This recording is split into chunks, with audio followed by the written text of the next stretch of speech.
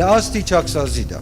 یەکەم کار دەکەین بۆ چاکسازی لە کابینەی نوێمی حکوومەتی هەرێم لە سەرەتای دەست بەکاربوونیەوە دروشمی چاکسازی هەڵگرتووە. لە ڕێگەی میدیاکانی سربەسەرۆکی حکوومەتەوە هەنگاوەکانی چاکسازی کابینەکە نمایش دەکرێن کەچی لەسەر ئەرزی واقع ژیان و دۆخی گوزەرانی هاوڵاتیان بەگشتی و موچەخۆران بە تایبەتی خراپتر بوو.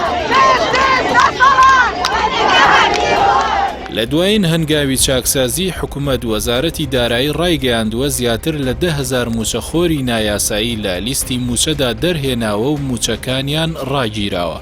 ئەمە دووەم جارە ئەم کابینەیە باسی بڕینی موچەی نایاسایی دەکات کەچی تا ئێستا وەزارەتی دارایی و حکوومەتی هەرێم هیچ ڕوونکردنەوەیکی لەبارەی بڕی ئەو پارەی لە ئەنجامی هەنگاوەکانی چاکسازی بۆ خەزێنەی گشتی گەڕاوەتەوە ئاشکرا نەکردووە. ئێستا مانگێک و 3 ڕۆژ بەسەر دابشکردنی دوایین موچەی موچەخۆرانی هەرێم تێپەڕیوە. دیار نییە کەی وەزارەتی دارایی دەست بە دابشکردنی موچە دەکاتەوە. ئەوەی جێگەی سەرنجە لە پاڵ ئەو چاکسازیانەی سەرۆکی حکوومەت و میدیاکانی باسی دەکەن بەردەوام پارەی تەرخانکراو بۆ خەرجی و موچە زیاد دەکات لە بری ئەوەی کەم بکات. قەرزەکانی سەرشانی هاوڵاتیان و حکوومەتی هەرێمیش زیاد دەبن.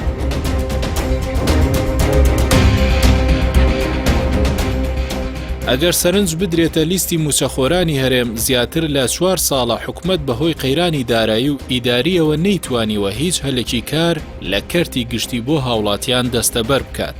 حکوومەتی هەرێم بەرزکردنەوەی پلەی فەرمانبەرانی کە بە یاسا دیاری کراوە ڕاگرتووە. بەوە ژمانگانە پارە دەگەڕێتەوە بۆ خەزێنەی گشتی. ساڵانە ژمارەی زۆر موچەخۆریش خانەنشین دەبن. یاخود بەشێکی دیکەیان بەهۆی جێهێشتنی وڵات و پەناهەندەییەوە دەستبەرداری موچە دەبن.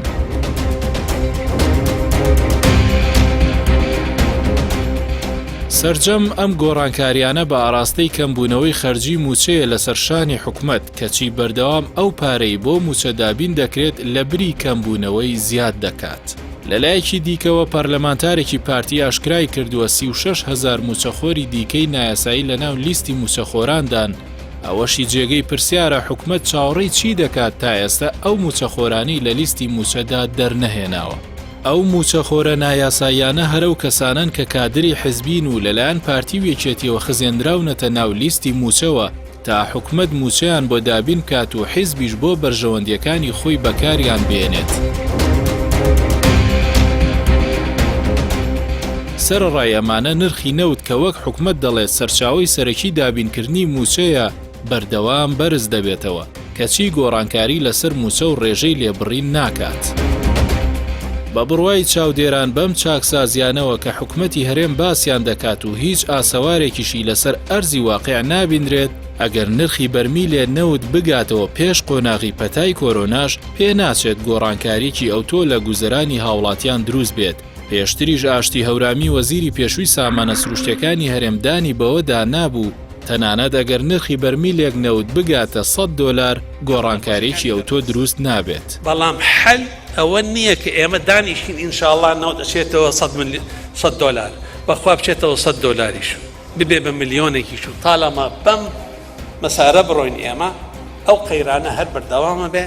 جگە لەوەش بۆچوونێکی دیکە لە ناو چاودێران هەیە ئەویش ئەوەیە حکوومەتی هەرێم بەم چاکسازیە وەهمیانە دەیەوێت تووڕێی و ناڕەزایی خەڵک کۆنتڕۆڵ بکات کە تا ئێستا بەهۆی ڕێگنەکەوتن لەگەڵ بەغدا و چارەسەر نەکردنی کێشەی موچە لەو پەڕیدایە.